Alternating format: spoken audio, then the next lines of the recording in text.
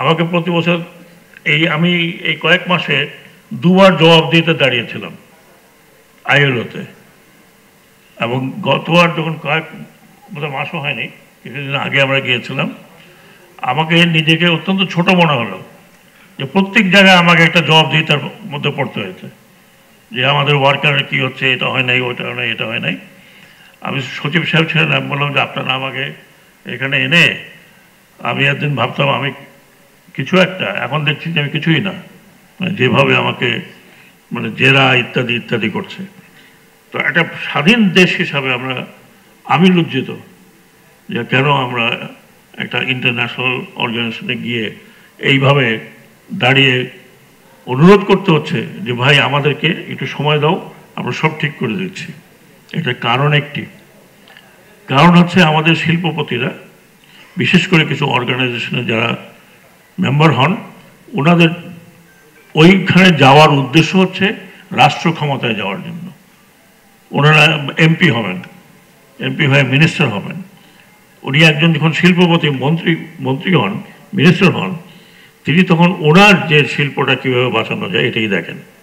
এবং এই conflict of ইন্টারেস্টটা এমনভাবে গত বহু বছর, প্রায় 1.5 যুগের উপরে হয়েছে কনফ্লিক্ট অফ ইন্টারেস্ট প্রত্যেক জায়গায়, সেটা এফবিসিসিআই হোক অথবা সেটা বিজিএমই হোক। এই কনফ্লিক্ট অফ ইন্টারেস্টের কারণে ওনারা ওনাদেরটা দেখেছেন, কিন্তু ওয়ার্কারদের যে বিষয়গুলো সেগুলো দেখেন নাই। না দেখার কারণে বাংলাদেশ আজকে, আমি যদি বলি, ইন্টারন্যাশনাল ডকে দাঁড়িয়েছি আমরা, ইন্টারন্যাশনাল ডকে। আমি যদি এই মন্ত্রণালয়ের চার্জে আছি, আমি মনে করি আমি ডকে দাঁড়ানো। এখন আমাকে তাদেরকে ডেকে ডেকে বলতে হয়, ভাই আমরা এটা করছি, ভাই আমরা ওটা করছি, ওটা করছি। আমার কাছে একটা স্বাধীন দেশের সিনিয়র নাগরিক হিসেবে আমার কাছে লজ্জা লাগে এটা।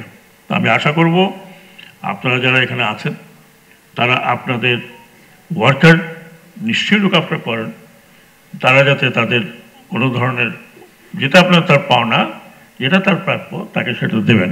মোনালিসা হেভি ফ্লো 15 পিস প্যাকেটের সাথে 8 পিসের একটি প্যাকেট একদম ফ্রি। আমি চেষ্টা করছি আমাদের বাংলাদেশ লেবার অ্যাক্ট যতটুকু সম্ভব পরিবর্তন করে আমরা একটা ইন্টারন্যাশনাল স্ট্যান্ডার্ডে আসার জন্য। সেই জন্য আমি আপনাদের সবাই সহযোগিতা চাই। আপনারা সহযোগিতা করবেন আমাদেরকে। আমাদের সময় বেশি নেই। I have to finish it by অক্টোবরের মধ্যে আমাদের শেষ করে আমাদেরকে আবার নভেম্বরে গিয়ে বলতে হবে যে আমরা আমাদেরটা উন্নয়ন করেছি। সেই জন্য আমি আপনাদের সবার সহযোগিতা চাচ্ছি।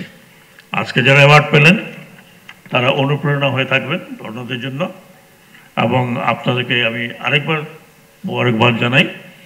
এখানে অনেকে আছেন যাদেরকে আমি চিনি এবং যাদের কর্মদক্ষতা এবং রেপুটেশন সো গুড, এত ভালো, ইন্টারন্যাশনাল স্ট্যান্ডার্ডে তারা কম্পিট করতে পারেন।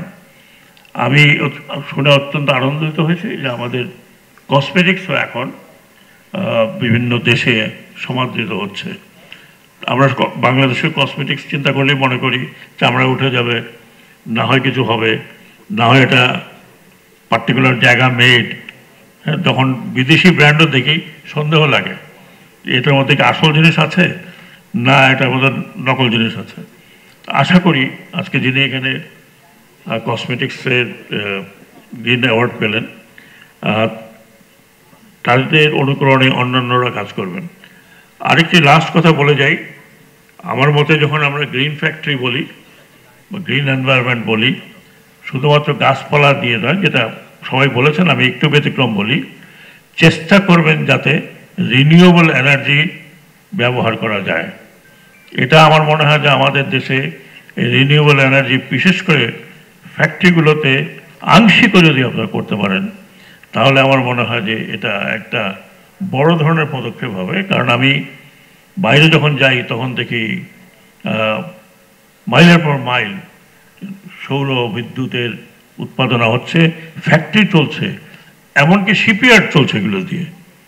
আমরা আশা করি যে আপনারাও চেষ্টা করবেন আপনাদের ফ্যাক্টরিগুলোতে যাতে কিছুটা রিনিউয়েবল এনার্জি দিয়ে শুরু করতে পারেন। অত সব সম্ভব না, তাহলে দেশ উপকৃত হবে।